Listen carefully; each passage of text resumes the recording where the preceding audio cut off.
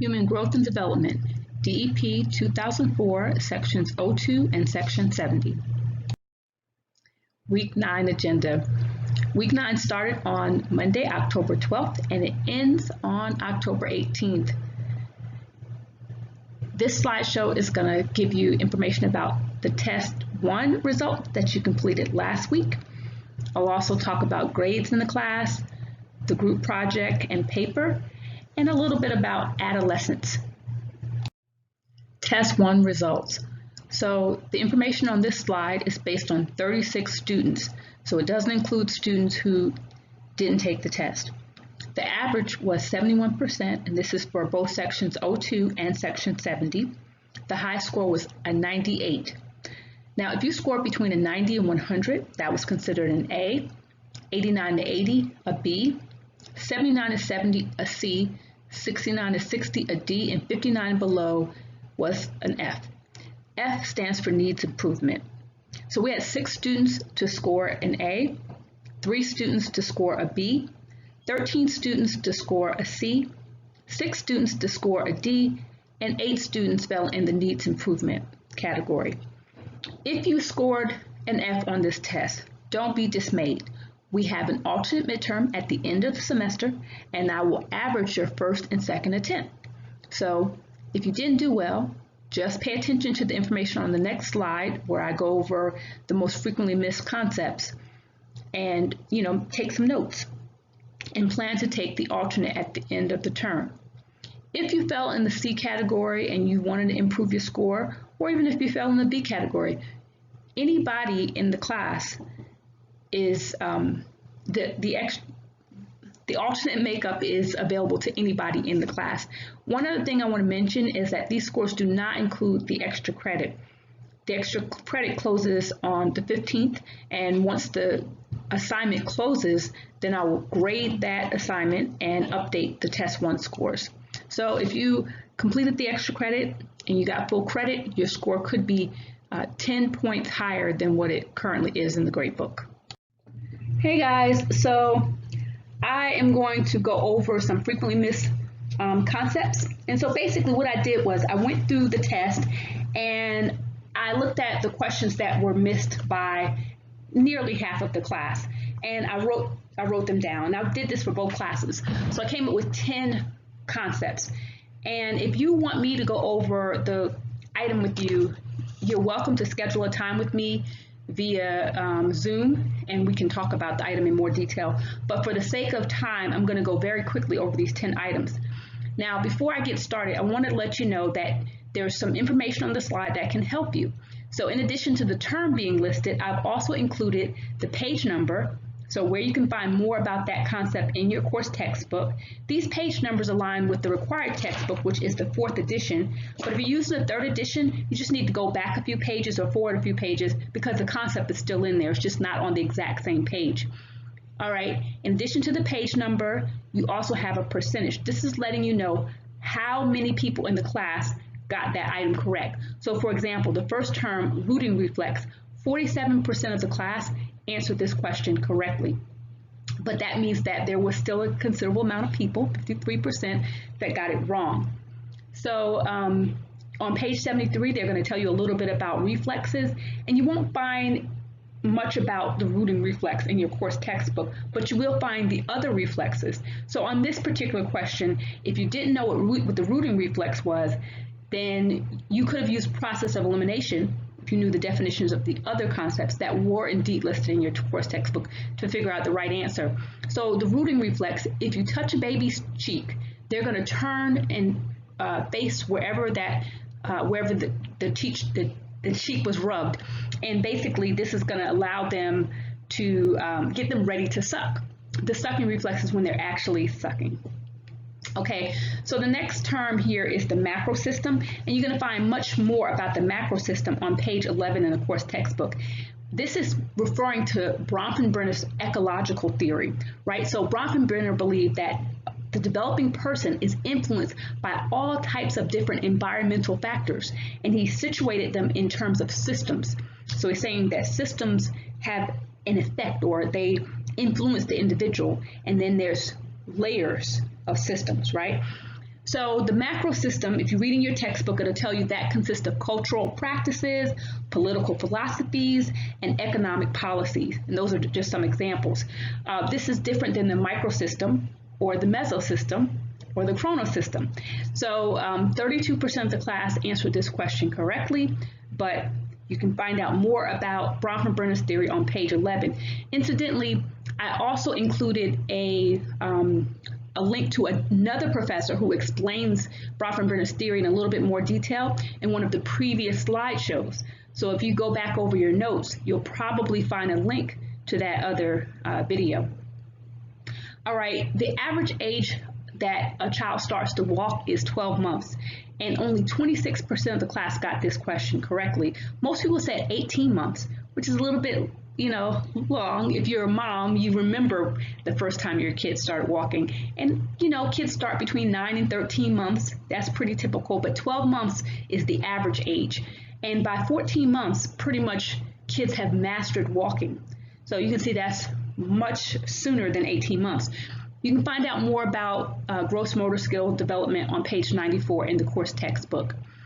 Now, the next item is secure attachment versus insecure, resistant, ambivalent attachment. This is referring to some research that was conducted a while back, and they wanted to see how kids relate with their caregiver. All right. Now, there's videos that talk about this in our modules, but you can also read in your textbook on page 135 all about the different attachment styles. 32% of the class answered this question correctly, but I'm going to read a definition for secure attachment, and I'm going to read the definition for insecure, resistant, ambivalent attachment, so hopefully you can see the difference. Secure attachment, a relationship in which an infant obtains both comfort and confidence from the presence of his or her caregiver.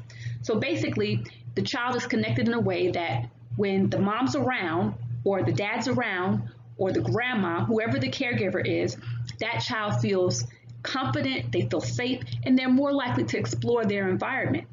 When the caregiver leaves the child's presence, now that child's going to become distressed because the person that they look to for comfort and for confidence is no longer available to them. So it's perfectly normal for a child to get distressed when their caregiver leaves the room. That's a secure attachment. Now with insecure, resistant, ambivalent attachment, I'll read this definition. It says, a pattern of attachment in which an infant's anxiety and uncertainty are evident, as when the infant becomes very upset at the separation from the caregiver and both resists and seeks contact on reunion.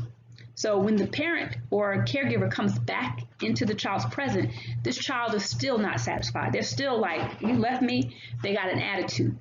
Okay, you can read more about Mary Ainsworth's strange situation and other follow-up research that breaks kids into these different attachment styles. Incidentally, you'll see this conversation of attachment reemerge when we talk about adult relationships. All right, so focus on appearance. This is a reference to Piaget's theory. They're talking about pre-operational children, the way they take things at face value. You can read about that on page 166 in the textbook. 47% answered this question correctly. For specific learning disorder, a lot of people, I think, were confused because they selected ADHD instead of dyslexia. But if you look in the question, it specifically asks for a specific learning disorder. So if you go in our textbook on page 264, the title, the heading says specific learning disorders. And then it says the most commonly diagnosed learning disorder is dyslexia, unusual difficulty with reading. And then it talks about how children historically have often been able to navigate the education setting and their home life with dyslexia, but they compensated. They did things to, to compensate for this situation. But nowadays, they're getting a little bit better at diagnosing. All right. The number of chromosomes we have, you can look on page 44 in the textbook. We have 46 chromosomes, 23 pairs. So, that was a straightforward question, but we had some people miss it. The difference between self-concept, egocentrism, and self-esteem is something that came up, and only 26% of the class got the question right. that the correct answer was self-concept. So self-concept is referring to the idea that each person has a view of themselves. So the answer to the question, who am I, is your self-concept. Your self-concept is basically what you think about yourself, who you think you are. This is different than self-esteem. Self-esteem is a global evaluation of your self-worth. Do you feel like a worthy person, or are you a dirty dog? All right. So self-concept is how you think about yourself, and self-esteem is more how you feel about yourself. Egocentrism is a term that's referring to intense focus on the self and viewing everything from your point of view. This is different than self-concept or self-esteem. All right. For childhood moral reasoning, that's going to be talked about on page 301 in the textbook. And you had a scenario and you had to imagine how the child might respond. Well, there's a code that children tend to stick to. And when someone does something wrong, they typically won't rat out their fellow childhood friends. So read more about that, like I said, on page 301 in the course textbook. And then for Decade of the Brain, on page 111, they're going to talk about neuroscience. And that was the correct answer for that particular question. Like I said, if you have additional questions, feel free to leave a note in the comment section and I can reply, or email me at simsa@cf.edu, or post a question in the questions thread in Canvas. Okay, so we have a paper in this class and you've already gotten started on it, but I want to give a few more pointers on this paper to help some of you out. So the paper's been broken down into 4 sections, and I did this in part because of scaffolding. You might hear a lot about information literacy these days because we're living in a time when you're bombarded from every direction with information. Some of this information is legit and good and worthy to be used, and other is not appropriate in an academic setting. So the reason why I've also scaffolded this assignment is because I want people to be very intentional with producing a quality finished product. So we're basically slowing down and you're being guided step by step before you get to the final paper. So in P1, you were to select a topic, and I gave you a chart with tips on how to break down your topic, right? So you earned 10 points for completing P1, and that was select a topic. With P2, that was the annotated bibliography. And in this assignment, you had to find some sources, right? So go to the library, go online, find some resources, and then give me an annotation of those resources. So the annotation basically described the resource that you found, and you also assessed it. You said why it was useful or how it would be useful in your eventual paper. So P1 and P2 are done, and that's 30 points. So you've already completed, 30% of this paper. P3 is an outline, and that's coming up next week. The outline is just a rough skeleton of your paper. Now, I'm not expecting to write a full-on paragraphs. In fact, you're not going to get credit if you write full-on paragraphs. You are giving me a skeleton. You're telling me the topics and subtopics that you're going to talk about in your paper. And you're also including in-text citations. So because you've already completed the annotated bibliography, you know where you're going to get this information to support this particular point that you're trying to make. So P3 is an outline. It's worth 20 points, and it will be due in week 10. All right, the final paper, P4, is due in week 13. And basically, you're just pulling it all together. Some things I want you to keep in mind is that the final paper should be submitted in APA format in either a Word document or a PDF. Those are the only 2 formats. If you submit it in any other way, I will not be able to evaluate it. So because you're a student at CF, you automatically have access to the Microsoft Office. So I encourage you to go ahead and, get that if you haven't already done that. Or if you're not comfortable using Word, convert your document to a PDF. Any way you cut it, you need to turn it in by the due date in a format that I can evaluate, I can see. And in your final paper, you're basically going to have an introduction where you tell me what you're going to say. You're going to have a body where you say it. You're going to have supporting facts in this body, not just your opinions and your thoughts and your feelings. You're going to actually include information from these sources that you gathered in your annotated bibliography. And then you're going to have a conclusion where you say what you said. So your final paper is simply 2 to 4 pages, and it's you telling me about what you researched. Altogether, that adds up to a total of 100 points, but as you can see, it's broken down. There's a module that I've dedicated to the paper, and I encourage you to go to that module and use the resources there to help you to be successful on this assignment. Skill with people. This is a skill that is so valuable, and it's going to take you so far in life.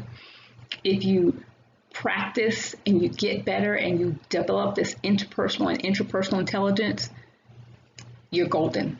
If you don't, it's a deficit, a drawback.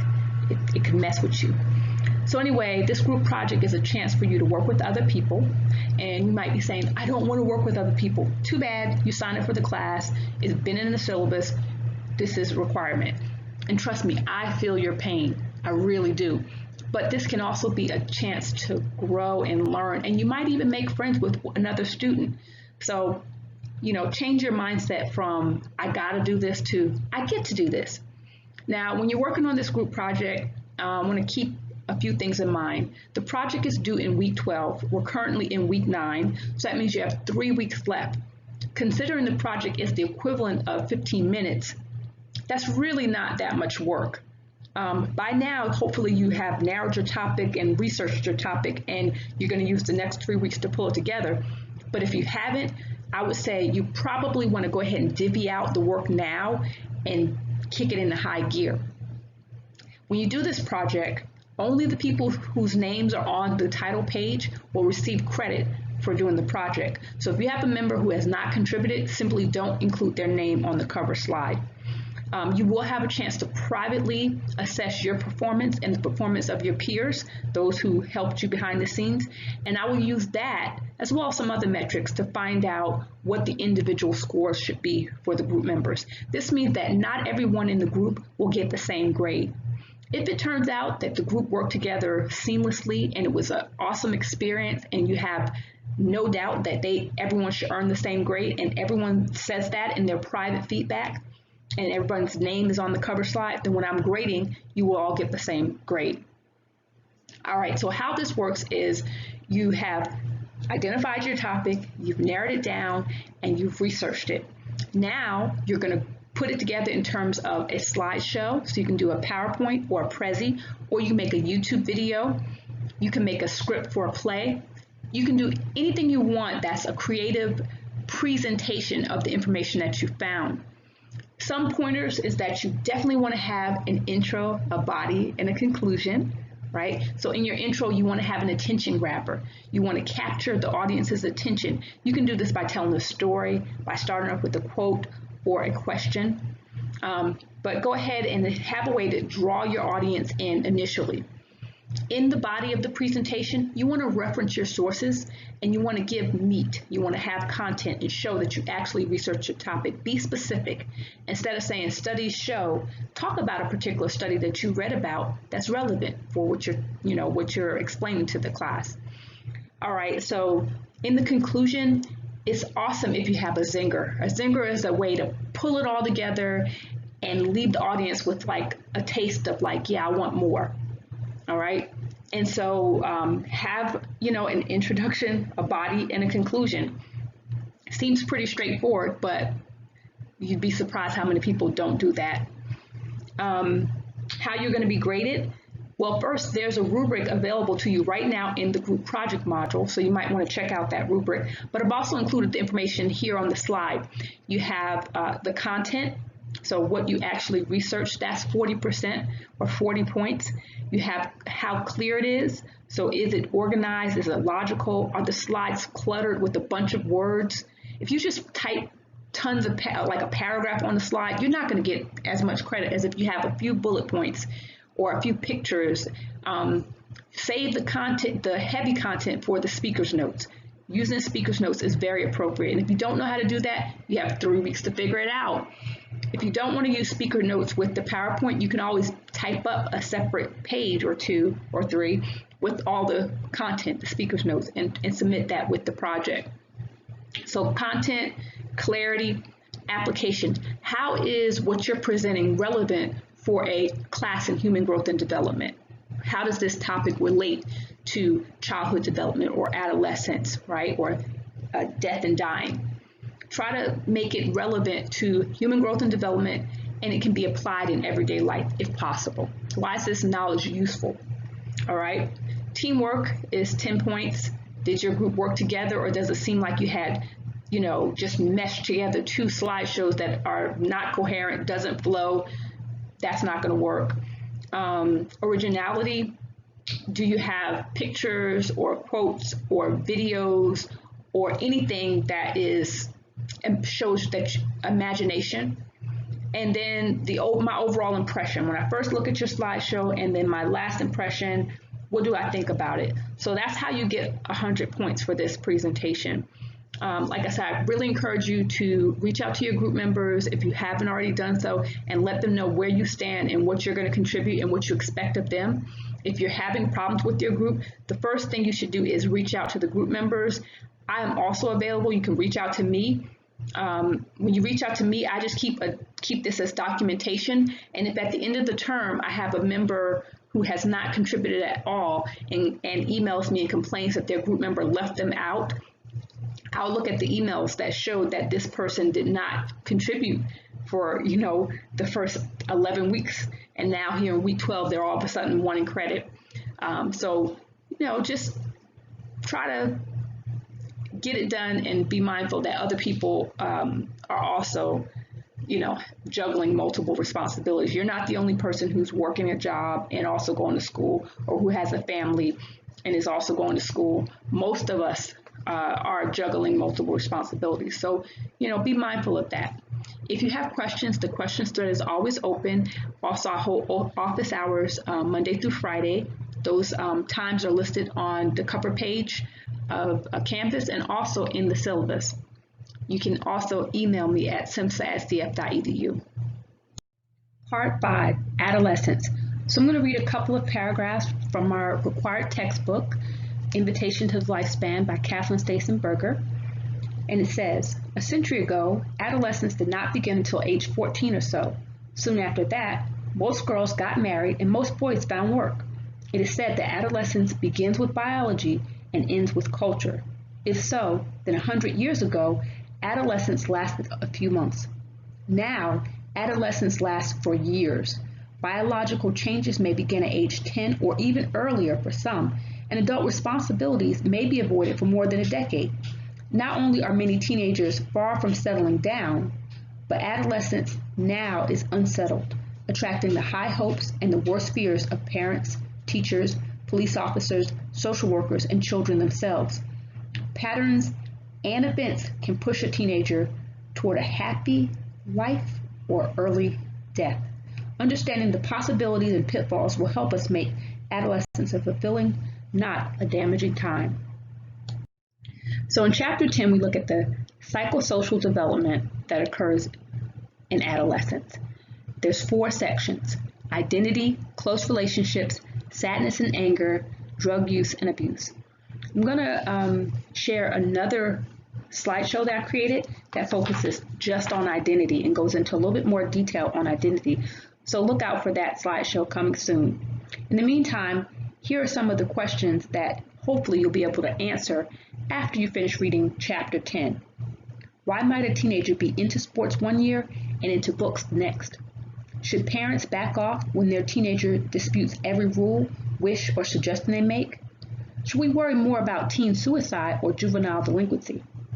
And why are adolescents forbidden to drink and smoke, but adults can do so? We've made it to the end of the slideshow, and one easy way to think about adolescence is the bridge between childhood and adulthood. There's so many changes that happen on that bridge, and chapters 9 and 10 gives you a glimpse into that beautiful dynamic transformation.